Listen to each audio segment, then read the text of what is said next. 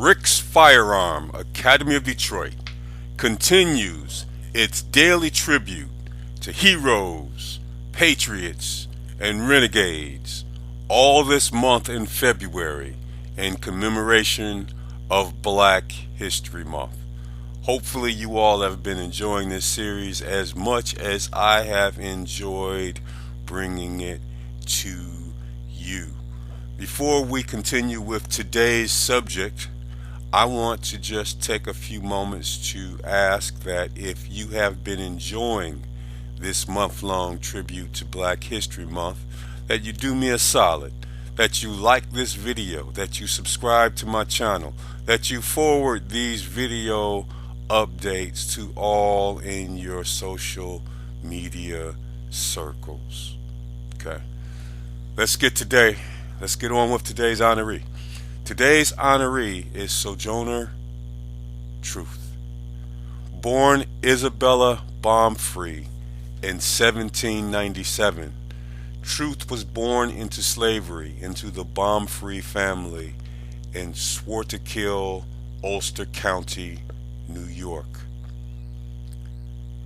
Truth's time as a slave is poorly documented, despite her work as an abolitionist regularly drawing on her own negative personal experiences.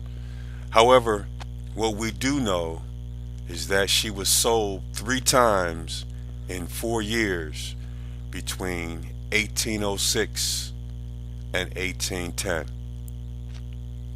It would take another 16 years before Truth would escape with her infant daughter Sophia, in which she did during 1826, a year before New York State enacted the Emancipation Act. Sadly, Truth had to leave her other children behind because they were not legally freed in the Emancipation Order until they had served as bound servants in their 20s. She later said, "I did not run off, for I thought that wicked, but I walked off, believing that to be all right." It would later emerge in 1827 that her previous owner, John Dumont, had illegally sold her 5-year-old son into slavery. Requiring legal help, Truth sought the expertise of the Van Wagenen family, who helped Truth take her issue to court, eventually concluding the case in 1828 after several months of legal proceedings. Truth's victory would be hailed as the first black woman to go to court against a white man and win the case. Truth had a life-changing religious experience during her stay with the Van Wagenens and became a devout Christian. In 1829, she moved with her son, Peter, to New York City, where she worked as a housekeeper for Elijah Pearson, a Christian evangelist. During her time in New York, she befriended Mary Simpson, a grocer on John Street, who claimed she had once been a slave of George Washington's. They shared an interest in charity for the poor and became intimate friends.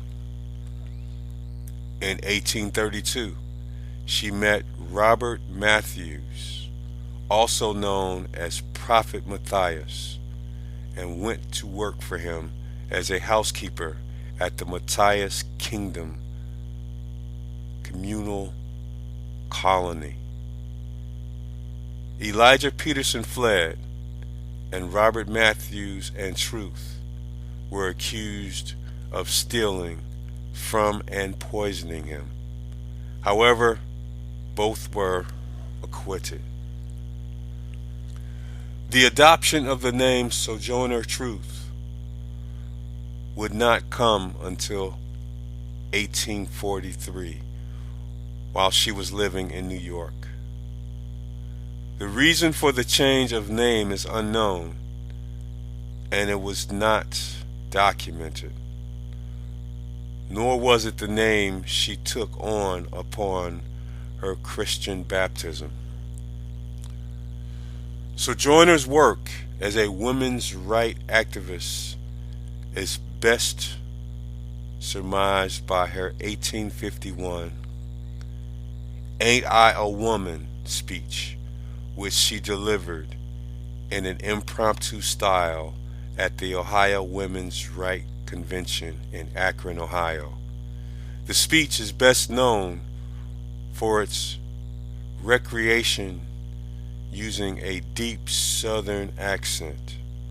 However, this is largely considered as a satirical take on the speech, as Truth held a Dutch accent due to her first language being Dutch.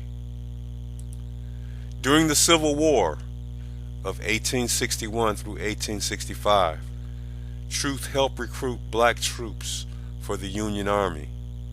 After the war, she tried unsuccessfully to secure land grants from the federal government for former slaves. In 2014, Truth was included in the Smithsonian Magazine's list of the 100 most significant Americans of all time. This has been another salute to Black History Month.